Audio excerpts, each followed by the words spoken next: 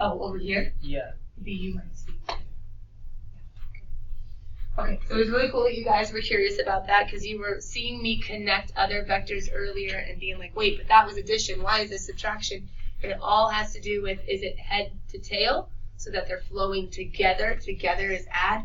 Or is it head to head? They're going opposite. Opposite. Adding is subtracting. But the nice thing is in this one, we don't have to draw the picture. We don't have to understand the picture. Not necessarily, not to incorporate this formula. We just have to have the components and be like, hey, I know how to do a dot product. I know how to do magnitudes. So I want you guys to check how I plug in and see if you can understand why the math is what it is. I'm going to have up here, and I'm going to have down here.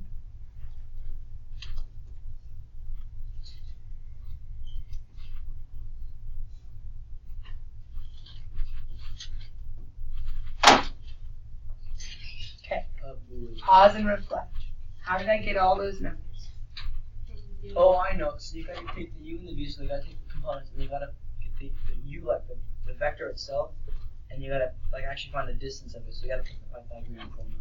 Okay, good. Because magnitudes are distances. So the magnitude of u is his little baby Pythagorean theorem of a squared plus b squared. It's okay. And then the magnitude of v is the little baby Pythagorean theorem, right? Of these components. And then up here, do you guys see me adding the sum of the product of the horizontals and the product of the verticals? See that dot product? But how else could you plug into the formula unless you knew what those things were? Otherwise, you'd be like, You'd have to solve for stuff. Or even worse, what if they gave you magnitudes and directions and you didn't have components? Well, then what? Then you have to do the formula to find Do the formula and then plug it into the. Well, get the components with the formula. Open the formula. Right? And then even now, wait a minute, I'm not even done. What do I have to do to both sides? No, even more than that. Cosine inverse. Now remember, I'm not just trying to introduce you to, I don't know, formulas you might see one day and how you might play with them, etc. I'm also trying to make you as efficient with your calculator as possible, right? What do you think I would say would be the most efficient way to plug this into your calculator? The fraction all at once, right? Some of you are so used to doing little baby, like I'll do the addition and then I'll do enter, and I'll do the subtraction and I'll do enter. What it really came down to is you being able to use the calculator too early in life. If you started using the calculator like in middle school, those calculators used to only do like one step at a time, those old scientific calculators. Now the newer ones, where's my whole box of calculators? Oh, there they are. The newer ones or newer-ish ones, they have parentheses. But a lot of the kids in my Algebra 1 don't even know how to use the parentheses. So they could technically do like f of x, like plugging in. They could type the whole thing with the parentheses and never have to do PEMDAS a day in their life. If I let them use their calculator, they could totally cheat the system. Do they? No. Why? They don't know how. They're like, okay, I'm going to square it, enter. Okay, I'm going to add it, enter. Okay, now I'm going to, and they just mess it all up. So if you guys can get to, especially with these advanced graphing calculators, but technically you could have been doing it way back here. Not something as hard as this necessarily. Actually, there is a fraction button on that lets you do it. 33.699. Did you plug it in once all at once, Alec? Yes. 33.6. It's so much more efficient because then you're not making all these little mistakes along the way. That's pretty nice. Because you can do a big old cosine inverse, and you can do a big old fraction, and you can just plug and chug the whole shabam. Now maybe you're like, I know that's 12, and yeah, you're probably right. In calculus, I'll say type it all out because your brain does weird things when it's stressed on a math test. Then you can go down below and you could do the square root of. Maybe your brain's like, whatever, that's 9 and 4 is 13. But you could also type it all out if you want, and you would be okay. But just make sure that you do things like ending square roots to start new square roots, etc., etc. Here we have 16, which is just 4. So I know some of you could have done this faster than others, but the point is, can you get it all in there in one fell swoop? That way you're not having all of these mistakes you might be making. And do you remember, have you ever done like calculations and like had to write down a decimal and write down another decimal and then you have to like go type it in again? Yes. So much easier if you can do it all at once. Or if you, ready? Or if you do ever need to use this like in future steps, you can with the new calculators go up and copy paste, but there's also something where you can stow it and be like, You know what? I think it's going to be important in a few steps in this really long, list of whatchamacallits. Yes, I know you guys stow things in your calculator. But you can also stow it as a letter and be like, anytime I type B, it's going to be the right number. What? And that's super cool.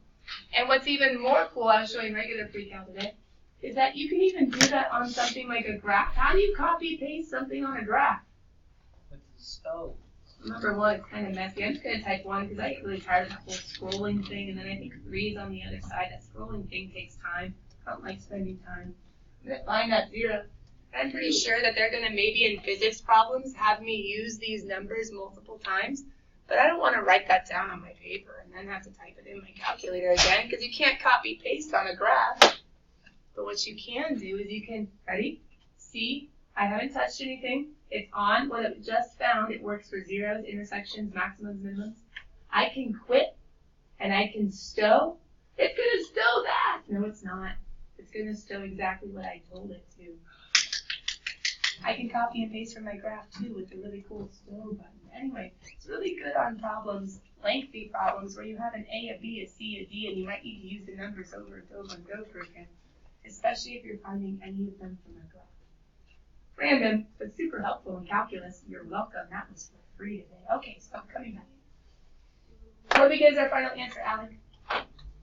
33.69. 00. Now, what work did this allow us to avoid? What? Avoid? How could you have done this, Jane? Ready? In section 6.2. What? Okay, you didn't know what a vector was. You couldn't have done it in 6.2. But could we have graphed 1, 2, 3, 1, 2 once we learned the very beginnings of vectors? And couldn't we graph 1, 2, 3, 4, 0? And couldn't we say what's the angle between him? But wouldn't we have had to have maybe figured out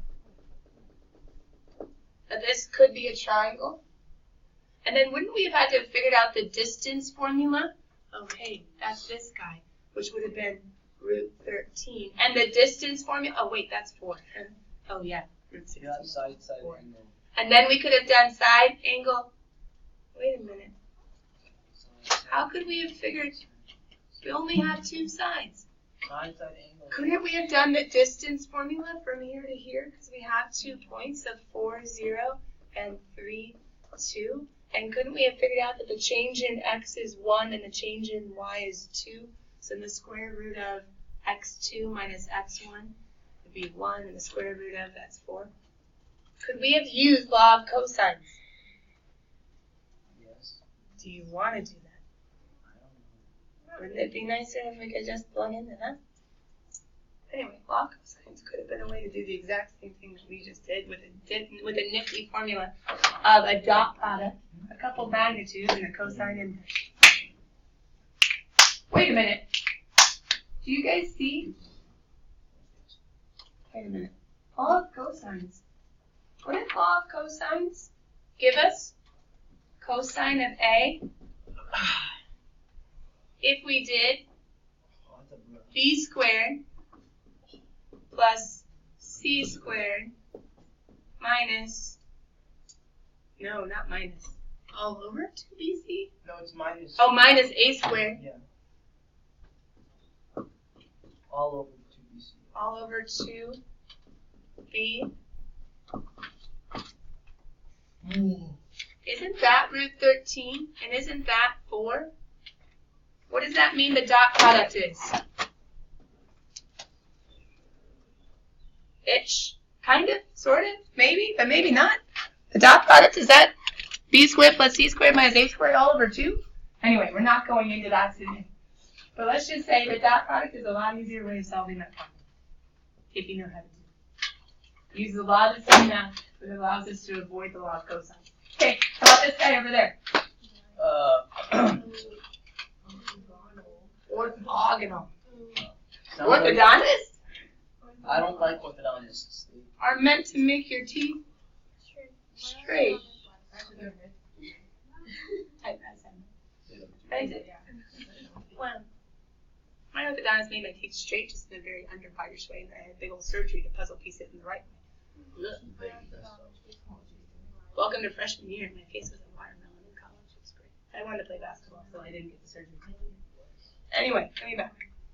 Help me avoid headgear. You guys don't even have that anymore. You're spoiled rotten. Well, My mom had headgear. I didn't, because I was like, no, I'll just get surgery. Because they were like, you can wear headgear for years and maybe it'll work. And I was like, wait, is that like a box thing? Yeah, You know, it's like, a like thing with a wire. not a box, but like It's like a bunch of wires. Yeah, my mom, a bunch of my wires. mom used to have it. It was like my uncle showed me a bunch of pictures of her when she was like 15. It's like Finding Nemo, the little kid, the little Yeah. the girl, Dora.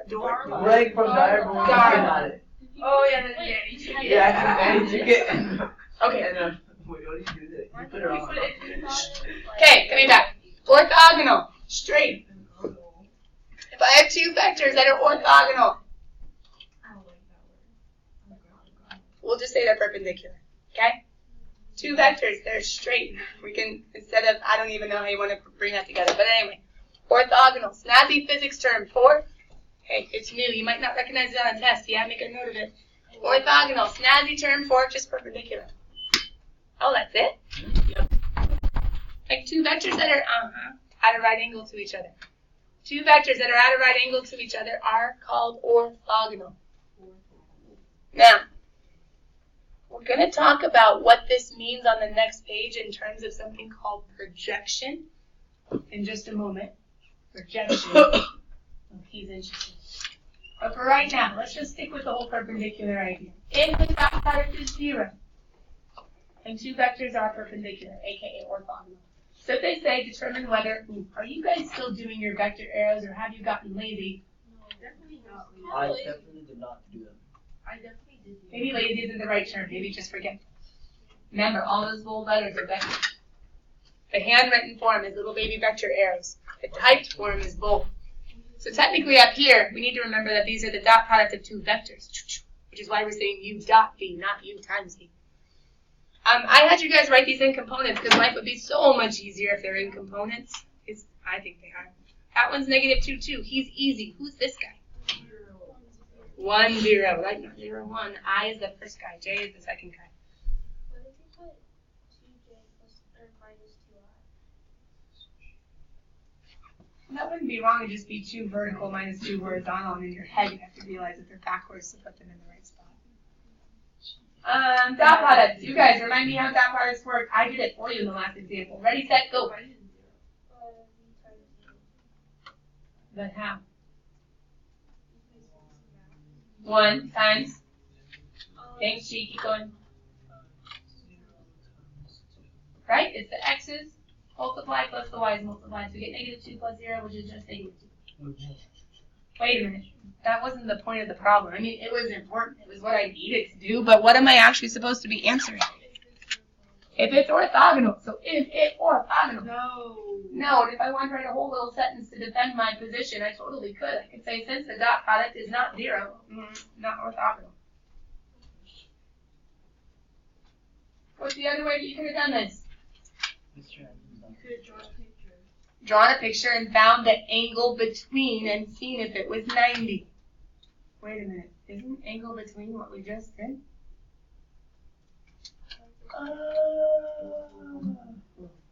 What would happen on the page before if the angle between had been 90? That means cosine of theta being u dot v all over magnitude u, oops, vector arrows, magnitude v. What is cosine of, too fast for the smartphone. What is cosine of 90? What if theta was 90? 0. If theta was 90, and this would all equal 0. Oh, and if this equals 0, do the magnitudes even matter? No. Because you could multiply it to the other side. This is just a shortcut of me doing the angle between and seeing if it's 90 or not. Man, it's a lot easier than doing that. Anyway. That was for free too. What's over here? Projections. How come we had like 8 sections already called vector components? What?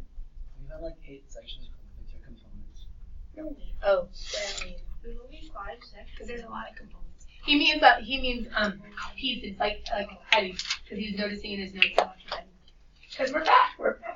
We keep on coming back to components, Alec. You're welcome. Vector components again. Part 2. Projection. Part 3. Part 5. Projection. Okay. There are 2 different pictures. I'm going to zoom in just a second. I just want you guys to see the orthogonal, so don't worry about labeling right now, besides the fact U is the top guy and V is the bottom guy. So U is this guy up top who's at an obtuse angle right now, and then U is this guy who's at an acute angle right now. V is the little guy who's on the bottom. He's the exact same length in either one of the examples. So we have an obtuse theta, an obtuse angle between, and we have an acute theta, an acute angle between. Projection. Projection. Projection is kind of a complicated idea. And so the best thing I can kind of use to try to illustrate would be for you guys, your honors. You have at least some sort of sense of imagination, creativity, abstract thought. I want you to pretend I have a rope over my shoulder with regular pre-cal. I actually go get a string and I tie it over my shoulder. Tied to this stool, okay? If I wanted to pull this stool, yeah, I could sling that rope over my shoulder and I could pull, yeah? Now question, where is the vector of the force being exerted on me? On my shoulder from the center of wherever it's tied, right? The vector is up to my shoulder. So the force that I am exerting is acting on, the vector of that force would be that diagonal vector. How is that projecting onto the movement of the stool? How does it move? Up my shoulder, up that diagonal line? Oh, I hope not. Letting that rope go real fast, right? I'm pulling, the force is exerted along that rope, but the stool is moving horizontally. What I am doing up here, the vector up here on my shoulder with the rope is projecting onto movement on the stool. Now, is all of the force coming up here? Is that perfectly going to be shown in the stool? As hard as I'm pulling, it's moving? No, because some of it gets lost with that diagonal motion. I'm pulling it here. It's moving there, but it's not going to move as fast as if I was pulling it straight in line, the exact same amount. Now, what is it easier for me to do? Pull this way or pull this way? Pull from your shoulder. Pull from my shoulder. I'll have more leverage. I'll have more leverage if I'm pulling this way than if I'm just trying to pull. Now, can I pull the stool either way? Yes. Okay. So imagine it's a really, really heavy stool. If it's really, really heavy, you gotta, ever hear this? Put your back into it. Put your back into it in order to get more leverage, in order to get more strength or more force. I'm able to put more force this way than I am this way.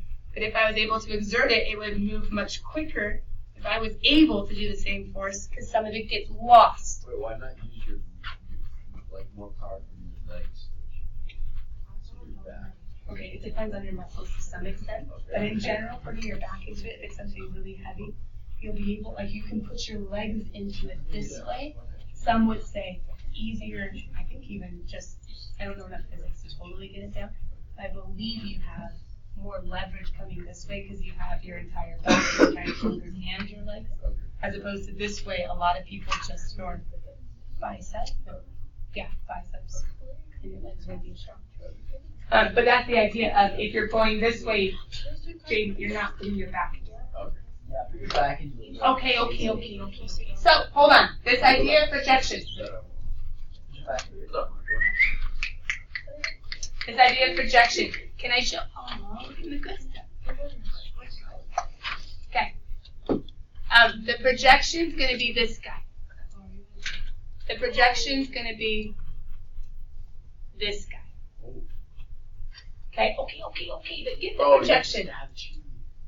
The projection. Which one's stronger? U or V?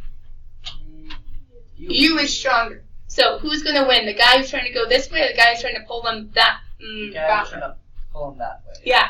This guy, this force, is going to win against that force. So he is going to move this way. If we're thinking movement, I know it's hard because vectors can stand for a lot of different things. But how much or how fast he's going to move is going to be lower than this overall force that's trying to pull him. So I have him moving that I have him moving that way. I have this acting at an angle to him, and the overall projection means, okay, what does that mean for this guy's line of motion? And I probably shouldn't put arrows on that so it looks like vectors. But what does it mean if vector u is being projected onto v? That's the snazzy way of saying it. So kind of like the stool. The stool's not going to come up to my shoulder with what I'm doing. It's going to slide along the ground. But how does that project down? How does that affect? And so the overall effect of u onto v in an obtuse angle is going to come down at a right angle to the head of u. And the projection of u onto v with an acute angle is going to, once again, come down. And it's going to lengthen v just because of, okay, it's kind of helping. But once again, not being as strong as u because this angle has taken away some of that force. So then we could say, where is W2? Vector u. Vector u is, in its components, is W1 plus W2, is its vertical, is its horizontal, W1 plus W2. That's true, but put that in parentheses. That's not quite as big of a deal when it comes into projection. Projection says, hey, I can figure out how it projects down by using this formula. I don't get it. Is W1 the purple line or the yellow line? I think you said W1 is the yellow line. So in like an actual problem, would they give us u and v? Well, here's an actual problem.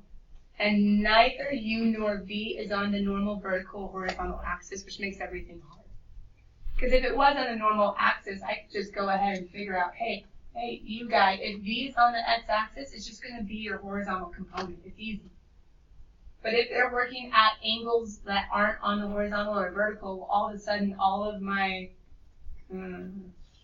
understanding is kind of at a loss. So I would go ahead and graphically, it's a little bit harder, let's see. Graphically, we could go ahead and make a purple line if we wanted, and we could say, okay, here's what v is acting on. So we would make that the horizontal of v. It's not the x-axis, it's something else. So that's the purple line up there? Yeah. Okay.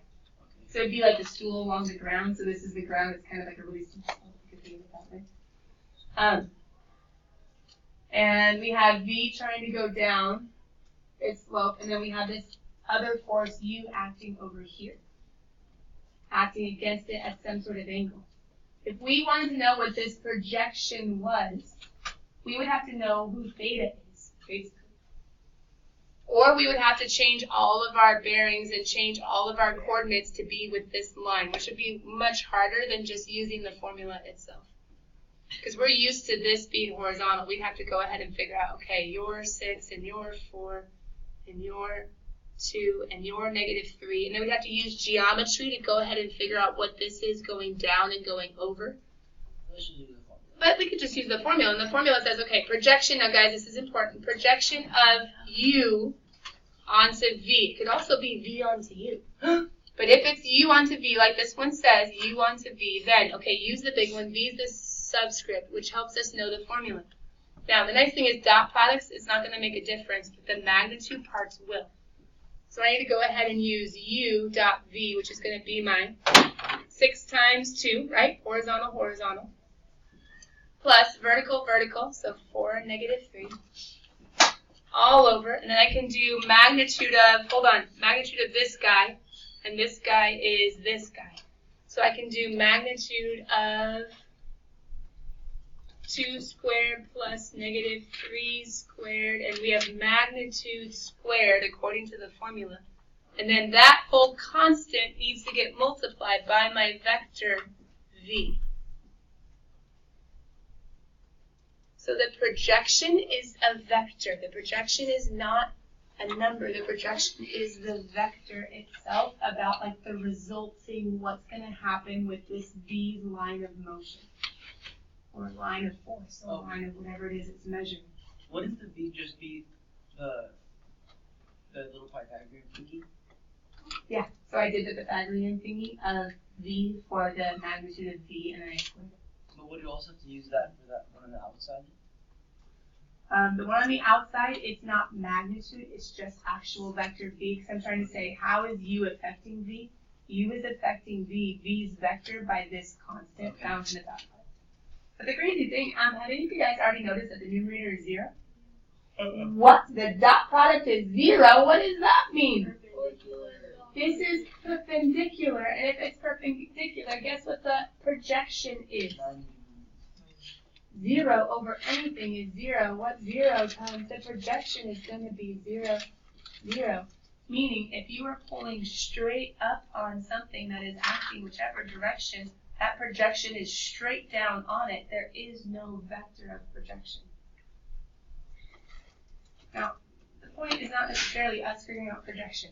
And that's that complicated idea that I said is going to feel kind of weird and feel kind of messy. The idea that it isn't hard, a rope over my shoulder pulling a stool, that's not super crazy, but the math sometimes gets a little super crazy about, like, what is it actually finding? The nice thing is we can already tell, though, for any orthogonal vectors, we will always have a projection of 0. But for anything that's not orthogonal, we'll actually have like an actual projection like you see up above. If the angle is obtuse or if the angle is acute, the reason we said that is because if the angle was 90, the projection is just 0. But you guys did get to see me plug into the formula so that you know. But the application of projection. Projection is a difficult concept. I'll scroll down. Projection is a difficult concept, but remember, I said sometimes the concepts are difficult, but the actual application is not. Even though projection is kind of difficult, really the point of covering it was so that we could talk about work. And work that's being done on an object when a force is being applied at an angle. Hence why I use the stool example. And the crazy thing about work is actually, at its core, it's really simple. It's force times distance.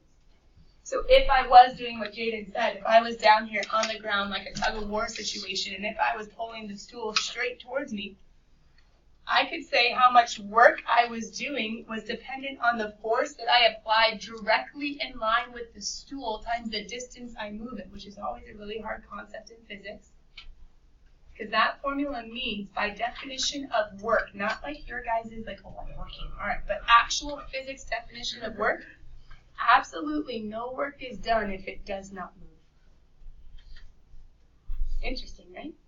The physics definition of work, absolutely no. If distance is 0, if I don't move it at all, I did no work. But if I move it, and the force, now careful, the force has to be the actual force in line with the motion. Now here's the problem. As soon as I sling something over my shoulder, am I putting force in line with an object? Yes. Mm-mm. As soon as I sling the rope over my shoulder, am I doing force in line with the object? It's at an angle, right? Or if it's perpendicular, then yeah, not at all. So when it talks about force, guys, I need you to highlight this force is specifically talking about the projection, not the actual force being applied at an angle. I can't use that one because it's not in line with the object. For the definition of force, I need the projection. And so you see that here.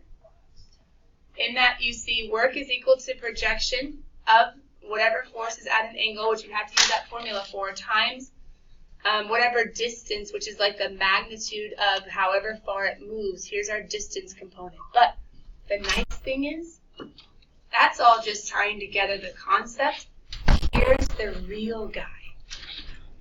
Here's the real guy I get to use. I get to shortcut all of that complicated theory by just doing the dot product of a force at an angle and his components with the line of motion, which is actually super cool, because then if you guys look at it down here, I could do a dot product with my little force guy, which is -2, 3. And how do I find components that can tell me P and Q? I do Q minus horizontal minus horizontal, vertical minus vertical. All I need to do all that really hard stuff is one dot product. Which means projection is kind of a thing of the past that I don't really need to stress about if I can understand the dot product. Check it out, see how it goes. I didn't give you a lot of projection just because it's complicated. I want you more just to focus on the work, guys.